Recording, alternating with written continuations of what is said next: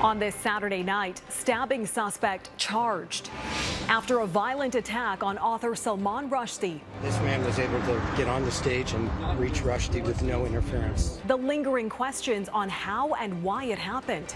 Studying seized secret documents following the raid of Donald Trump's Florida estate. That's a pretty shocking thing to see undergirding a search warrant focused on a former president of the United States. Some of the most striking finds as federal investigators comb the contents. And French supermarkets scramble for stock. You're only allowed to take one mustard per person, and there's just none.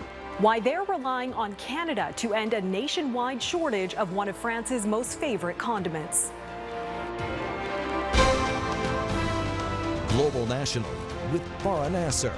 Reporting tonight, Ritu Garcha. Good evening and thanks for joining us. A day after author Salman Rushdie was brutally attacked on stage in upstate New York, investigators have charged the suspect with attempted murder. For decades, the polarizing figure lived under assassination threats. But tonight, as he remains in hospital in serious condition, police are still searching for a motive. As Mike Drolet reports in our top story tonight, global reaction to the shocking attack has been mixed, but at least one Canadian politician says this will only strengthen Rushdie's resolve. For close to 20 seconds Friday morning, witnesses say author Salman Rushdie withstood the violent assault. This man was able to get on the stage and reach Rushdie with no interference.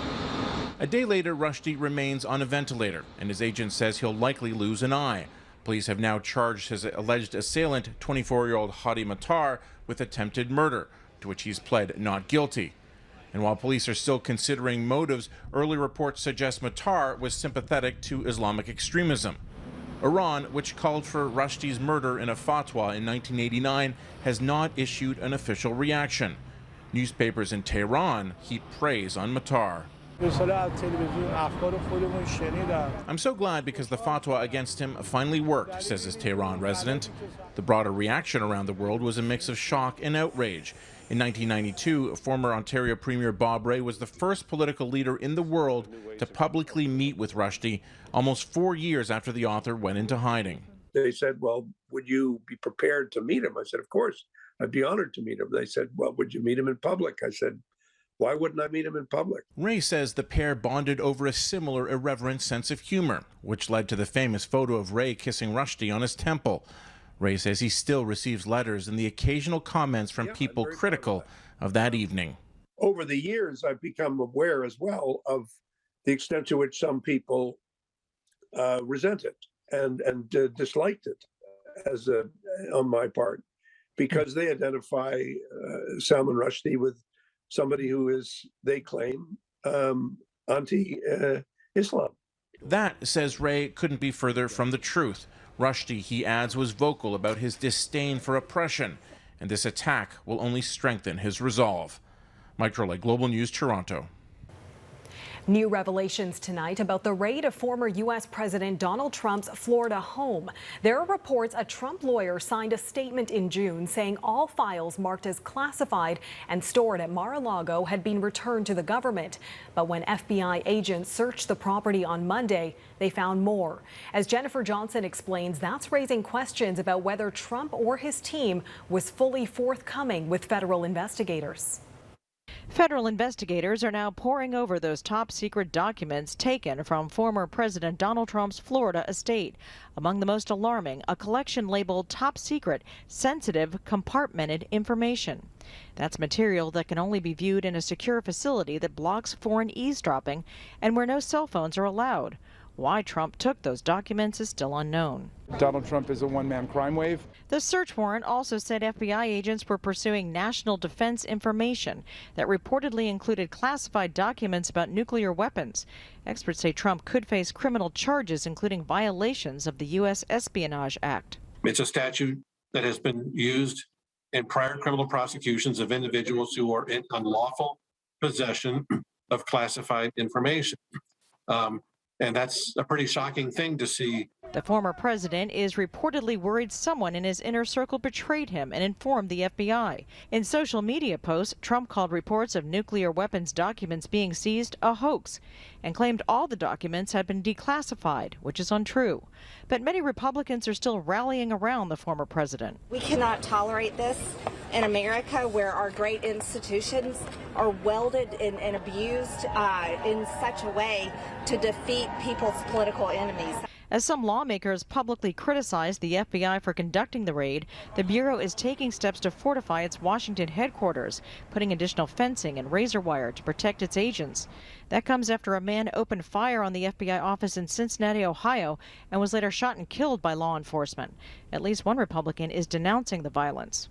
I'm disgusted by the attacks on FBI agents. Both the FBI and the Department of Justice are under intense scrutiny as some Republicans try to politicize the raid. The current FBI director, Christopher Wray, was actually appointed by Trump in 2017. And the attorney general who signed off on the warrant is defending the agents who carried out the raid as patriotic public servants. Jennifer Johnson, Global News, Washington. Next week, Canada's largest annual fair will reopen its gates for the first time in 2 years. After a lengthy pandemic shutdown, the Canadian National Exhibition says it's expecting huge crowds for the 2-week event in Toronto. But a labor dispute involving Ontario's safety inspectors has led to questions about ride safety at this year's fair. Morgan Campbell explains. It may be the rides, games, or even the food that attracts more than 1.5 million people to the Canadian National Exhibition in Toronto each year. But instead of touting all that the event has to offer, elected officials are defending mounting concerns. It will be safe. We will make sure it's safe, and that's our responsibility. A labor dispute between the Technical Standards and Safety Authority, known as the TSSA in Ontario, and its inspectors has led to a strike after contract talks recently broke down. Employees walked off the job at the end of July, picketing outside of traveling and fixed amusement parks like Canada's Wonderland. Without them and the oversight, there's definitely a potential for some risk to the public. The safety inspectors do more than just inspect amusement park rides. They look after elevators, ski lifts, and food trucks, in addition to fuel-burning equipment, gas stations, and nuclear power plants. While the 170 workers picket, the TSSA has brought in managers and hired consultants to assist with inspections. All of those rides will have had their TSSA inspection by highly qualified employees of TSSA. Words echoed by an expert in engineering and safety of amusement park rides. In an email to Global News, Professor Catherine Woodcock writes that owner-operators of rides and devices are required to carry insurance, and the insurance providers' risk mitigation expectations are in full force, notwithstanding the strike. During an agricultural fair last weekend in Campbellford, a town just northeast of Toronto, a ride malfunctioned.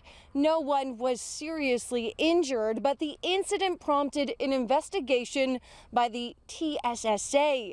It found issues with the car, leading to potential legal implications. That kind of thing, we should never see that in Ontario.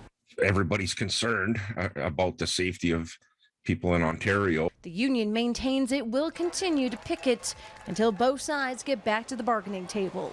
Morgan Campbell, Global News.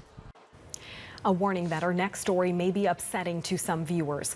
As questions surround the tragic discovery of human remains at a low-income apartment building in Vancouver, Global News has learned they should have been found months earlier, but members of the coroner service didn't show up when they were supposed to. As Sarah McDonald reports, it's another example of investigative oversight regarding the tragic death of a 13-year-old girl. It's been more than a week since the grim timeline and the embarrassing investigative oversight by multiple agencies in the tragic case of Noello Soup were made public, and still silence.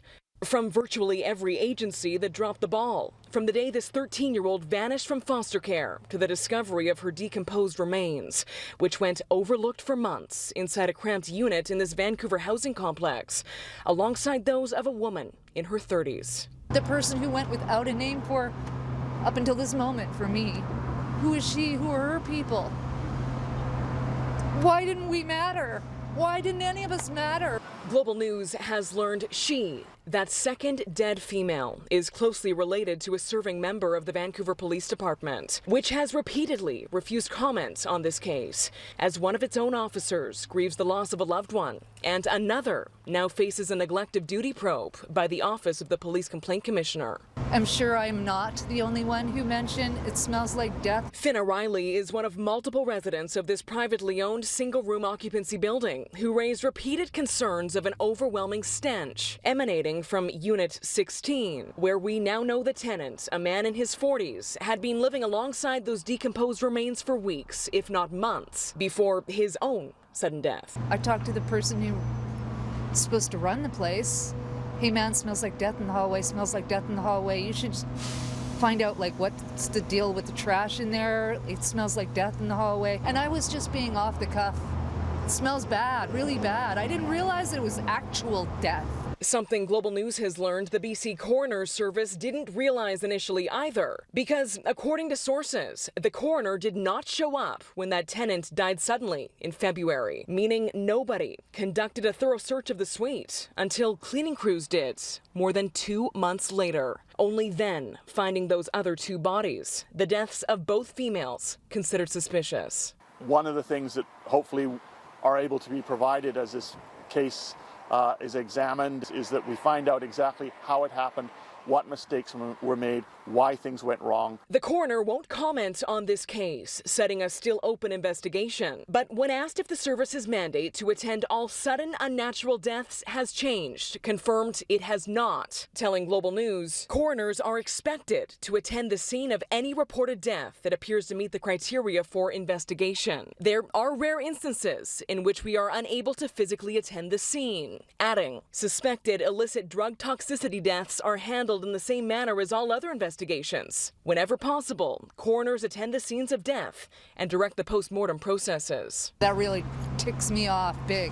For this neighbor, the investigative oversight at seemingly every turn is infuriating. If this building was in West Vancouver, they would have turned that room over within 24 hours. We live here in East Vancouver where we don't matter. They didn't matter. But to her, not surprising. Sarah McDonald, Global News.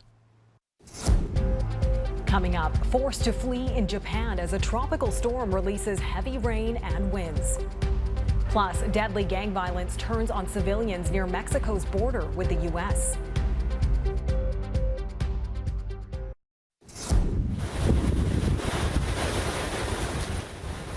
Tropical storm Miri has made landfall in Japan. The weather system is unleashing heavy rains and powerful winds. More than 72,000 people have been told to flee their homes just southwest of Tokyo due to possible mudslides. There's also concern the storm could cause flooding. Miri is now moving north toward Tokyo. It's expected to head back out to the Pacific Ocean tomorrow. One person is dead and about 40 others are in hospital after a stage collapse at a music festival in Spain. Organizers of the Medusa Festival say strong winds are to blame. They say they had ordered the concert grounds cleared when the wind intensified around 4 a.m. The collapse happened shortly after that. The festival has been canceled for the rest of the weekend, with organizers saying today is a day of mourning. Nearly a dozen people are dead after violence broke out between rival cartels in the Mexican city of Ciudad Juarez, just across the border from El Paso, Texas. The fighting started inside the state prison on Thursday, ending with 2 inmates dead and 20 others injured. Suspected gang members outside the prison then began burning businesses and opening fire on each other. At least 9 civilians were killed in the crossfire. At least 600 soldiers have been deployed to the city in hopes of restoring peace. Ahead, Black Sea grain shipment success, the hopes for the coming months as more ships set sail. 2 more cargo ships left Ukraine's Black Sea ports today, marking a total of 16 ships to have departed from the region since a UN brokered deal reopened the crucial trade corridor in July. Some 450,000 tons of agricultural products, including grain, are said to have left the country since the agreement between Ukraine, Russia, Turkey, and the UN last month. Ukraine says it hopes to ramp up exports to more than 3 million tons a month in the near future after being stalled for 5 months due to the war.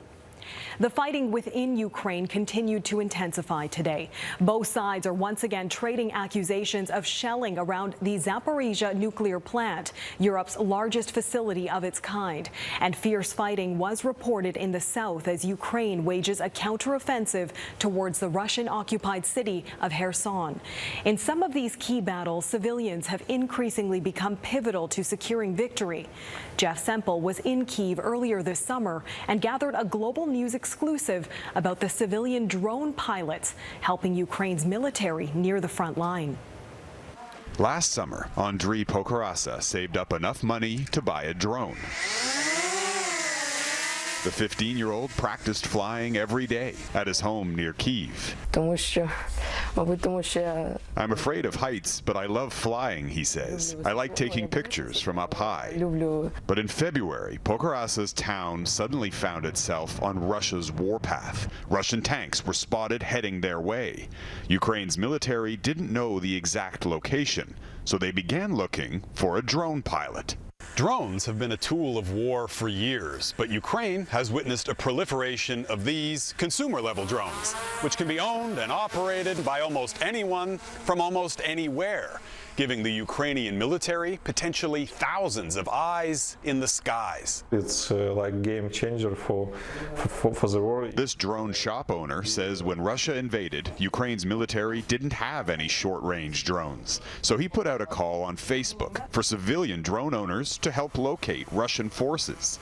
The response was overwhelming. If we didn't have such operators and drones who can help Ukrainian army, I think Kyiv already could be occupied by Russian forces. More than 1,000 civilians answered the call to help, including the youngest volunteer, Pokorasa. The Russians were only a couple of kilometers away, but the military needed their exact coordinates. Pokorasa was the only experienced drone pilot in town. I was very scared, but if I didn't help them, the Russians could be here in a day, he says. The grade 9 student went with his father to a nearby field and put his drone up over the highway.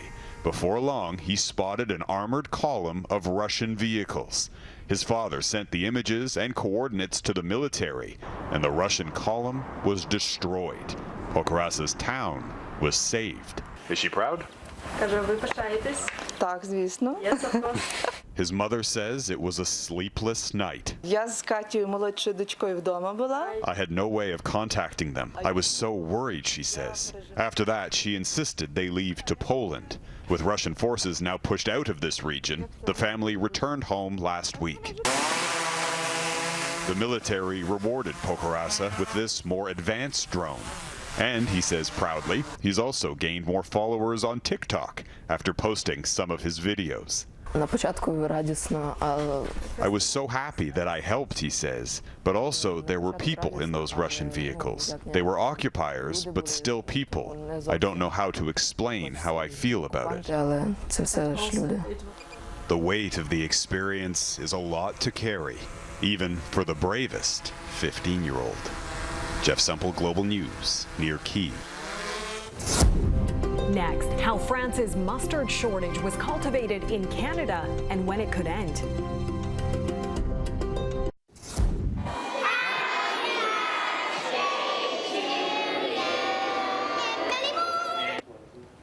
The most beloved reptile in Nova Scotia is celebrating a major milestone this weekend. Gus the gopher tortoise is now 100 years old or close enough to it. The Nova Scotia Museum of Natural History isn't sure exactly when his birthday is, but tortoises usually hatch around this time of year. In the wild, gopher tortoises generally live to be about 60 years old. The world isn't the same place it was prior to the pandemic. Resources are harder to come by for a myriad of reasons. France is going through a particularly painful shortage, and Canada is playing a key role. Mike Drolet reports. The streets of Paris certainly seem calm, but underneath the laissez-faire exterior, a crisis is spreading, and it's unclear just how the French will get through the great mustard shortage of 2022. The mustard shortage is literally real. You're only allowed to take one mustard per person, and there's just none. For centuries, French cuisine has used mustard in virtually everything. Today, the French consume on average 1 kilo of this stuff per person per year. So you can imagine the reaction when grocery store shelves began to look like this. It wasn't long before desperation led to hoarding. So they've been rationing, essentially. They've been trying to limit the number of bottles people can buy per visit. They've been very careful because they know that things are tight. Call it a French tragedy, albeit with Canadian roots.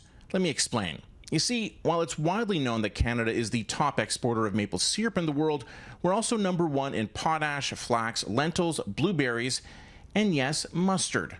You could say nobody cuts the mustard without Canada. There's no cartel in mustard. There's a cartel in maple syrup, but not in mustard. Even if there was, there's nothing a mustard cartel could have done about the droughts that led to a 50% drop in mustard seed production last year. French importers didn't panic because they knew they could make up the shortfall with seeds grown in Russia and Ukraine. Or so they thought. The good news is that Canada's 2022 crops look promising, so the shortage should end in 2023. Until then, the French will have to endure some online needling. Moutarde, moutarde à l'ancienne, moutarde, moutarde à l'ancienne, moutarde de miel. I wonder how they'll take it. Oh wait, I know. Hold the mustard. Mike Drolet, Global News, Toronto. And that is Global National for this Saturday night. I'm Neetu Garcha. Tonight's Your Canada is French Creek Harbor in Parksville, BC. We love seeing your Canada. Please keep sending your photos to viewers@globalnational.com. Thanks for watching. Hope you'll join us again tomorrow. Have a great night.